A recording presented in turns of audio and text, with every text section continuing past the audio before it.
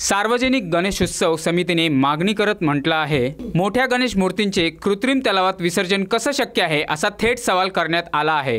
वेळ खूप कमी आहे, मोठे कृत्रिम गणपती बनवणे शक्य होईल का असाही सवाल करण्यात आला आहे। कृत्रिम तलावाभोवती चेंगराचेंगरी होण्याची ही समितीला भीती आहे। पीओपी मूर्तींच्या विसर्जनाचा फेरविचार करण्यात यावा अशी मागणी करण्यात येत आहे।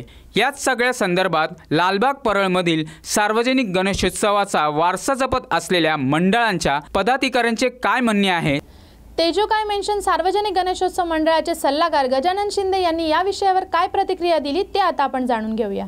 नमस्कार। प्रथम मी कोर्टाच्या निर्णयाचं स्वागत करतो, पण आज निर्णय पूर्णतः पीओपीच्या बाजूने लागलेला नाहीये।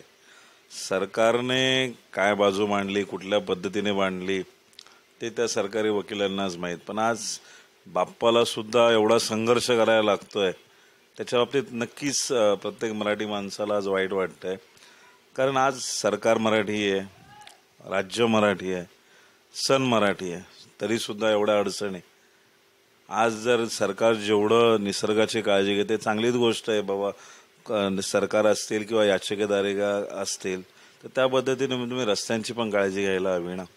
आज जर तुम्ही एका बाजूने म्हणतात की आज गणेश उत्सव ज्यावेळी मोठ्या प्रमाणात साजरा होतो त्याच्यामुळे आर्थिक उलाढाल पण बऱ्याच याच्यात होते, त्या प्रत्येक धर्माच्या माणसालाही संधी मिळते।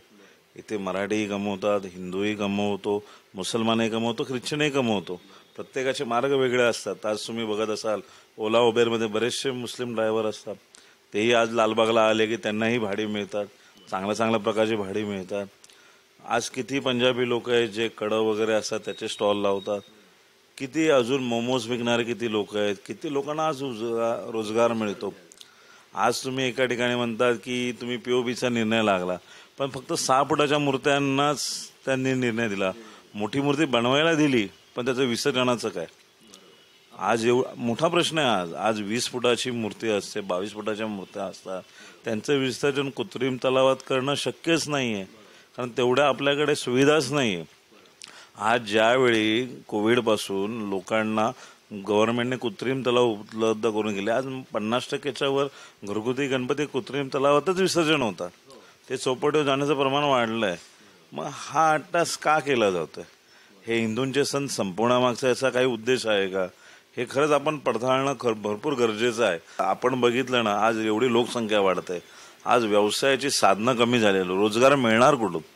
आज बेरोजगारीचा जर एवढा रेशो वाढतो आहे तर हा एक उत्सवातून लोकांना रोजगार मिळतो। मग त्या गणपतीतून टी शर्ट बनतात, पडदेवाले बनतात, टोप्या बनतात, किती लोक तर मफलर असतात, गाडीवाला असो, पेट्रोलवाला असो, वडापाववाला असो, किती लोक आज बाहेरून कानातले वगैरे ते विकायला येतात। आज तुम्ही लालबागमध्ये बघा तर एवढी गर्दी असते, किती लोकांचा रोजगार चालतो। मग यांचं काय होणार? हा विषय त्यांनी करायला हवा ना। आम्ही कोर्टाच्या निर्णयाला कुठेही विरोध करत नाही, पण तुम्ही आमचाही विचार करा ना, कारण हे आज उभं राहिलेलं नाहीये। गेली 150 वर्ष हा उत्सव साजरा होतोय, गेली आज 50, 60, 70 वर्षे मोठे गणपती बनत आहेत आणि त्यात समुद्रातच जातात। आजच कसा धोका झाला त्या जीवांना? याच्यामागे आज तुम्ही कोस्टल रोड बनवला ना, आज एवढी भर टाकून रोड बनवला, अटल सेतू बनवला, आता हे मग यांनी जीवाला धोका नाही झाला का? तुम्ही हा गव्हर्नमेंटने विचार करणं गरजेचं आहे। त्यामुळे हा निर्णय आमच्या बाजूने लागला असं नाही, आम्हाला टांगत ठेवलंय। म्हणजे तुम्हाला तो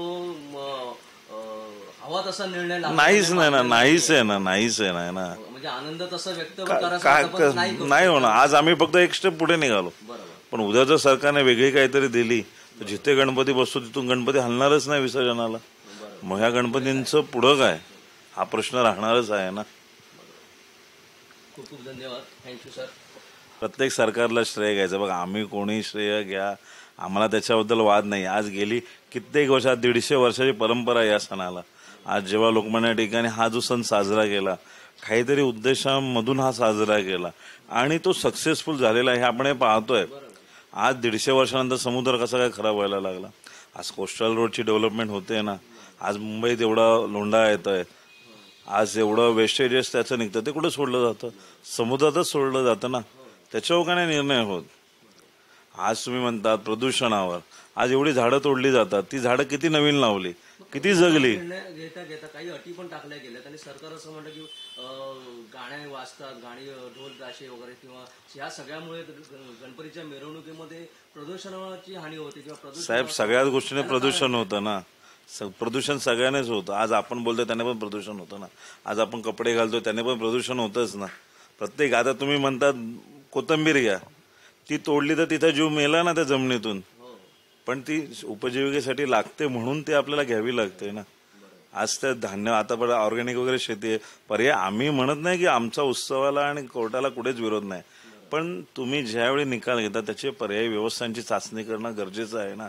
तुम्ही पर्याय उपलब्ध करून द्या ना. आज मातीची मूर्ती एवढी मोठी बनवायला, आज त्याला विसर्जनाला तशी व्यवस्था आहे का, तसे रोड आहेत का? गणेशोत्सव मंडळाने या ज्या निर्णय दिल्यानंतर आता तुम्ही जो म्हणताय की मोठमोठ्या मूर्त्यांचं विसर्जन कसं करायचं, काय याच्यावर तुमच्याकडनं काय तोडगा किंवा तुमच्याला काय विषय सरकार याच्यामध्ये गेलाय का? सरकार, आमचं सरकारला एकच विनंती आहे की आपण तराफे बनवावेत आणि आपण गणपती, आज समुद्राची खोली आपण बघितली तर आत भरपूर खोल आहे.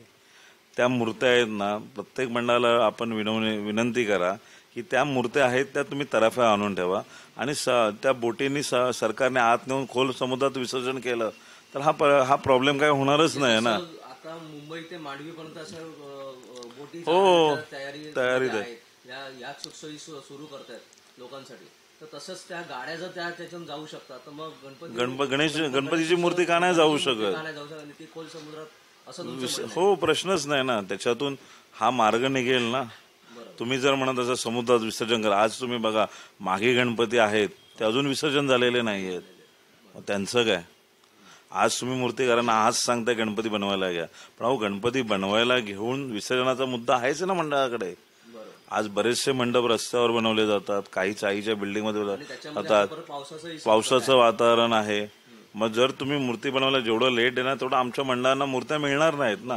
म्हणजे नामांकित मंडळ आहेत त्यांना त्या मूर्त्या मिळणार, पण काही जी दुसरी मंडळ आहेत त्यांना ती मूर्ती देणार नाही ते मूर्तिकार, कारण ती बनूच शकत नाही ना त्या वेळेमध्ये. ही अडचण कुठेतरी आहे ना. सरकारने टाइमलाईन दिली आहे का तुम्हाला आता की या 2-3 महिन्याच्या आत? 30 जून पर्यंत सरकार त्या मोठ्या मूर्त्यांच्या बाबतीत निर्णय घेणार आहे. कसला निर्णय असतो तो, काय आता त्यांनाच माहिती. आता तर निर्णय तर दिलेला, त्यांचं काय 6 फुटावरच्या मूर्त्या आहेत ना त्या कृत्रिम तलावात त्यांनी विसर्जन करायला सांगितले आणि त्याच्यावरच्या मूर्त्यांचा निर्णय अजून व्हायचा आहे. हो, त्यांनी बनवायला परमिशन दिली आहे, पण नंतर काय, आज जर हा गणपतीचा निर्णय जर लागला नाही तर मग त्या उद्या बनलेल्या मूर्त्यांचं विसर्जन कसं होणार? मग परत काहीच लोक असतात आणि याच्यात दुर्भाग्य असतात, आपलीच लोक याचिका टाकतात. जर इतर धर्माचा जर माणूस याचिका टाकेल तर आपण त्याला म्हणू शकतो की हा बाहेर जाय. जर घरातच एवढं पाणी मुरतंय आणि घरातलेच विरोधात जात आहे तर चुकीचं आहे ना. आज जो गणपती बनला जातो, आज त्या गणपतीच्या माध्यमातून किती लोकांना रोजगार मिळतो. गणेशोत्सव येतो तेव्हाच असे विषय सणावारी हिंदूंच्या याच्यावर असं मांडलं जातं आणि अशा बातम्या यायला लागतात. हेच दुःख आहे ना. आज आपण आपल्या देशात जर, आपण आपल्या राज्यात जर आपल्या सणांना आपण मांडू शकत नाही, त्यांना न्याय मिळू शकत नाही तर काय करायचं, कुठं जायचं आपण, हा प्रश्न आहे ना. ह्याच्या मागे काही राजकारण आहे असं 100% असणारच ना.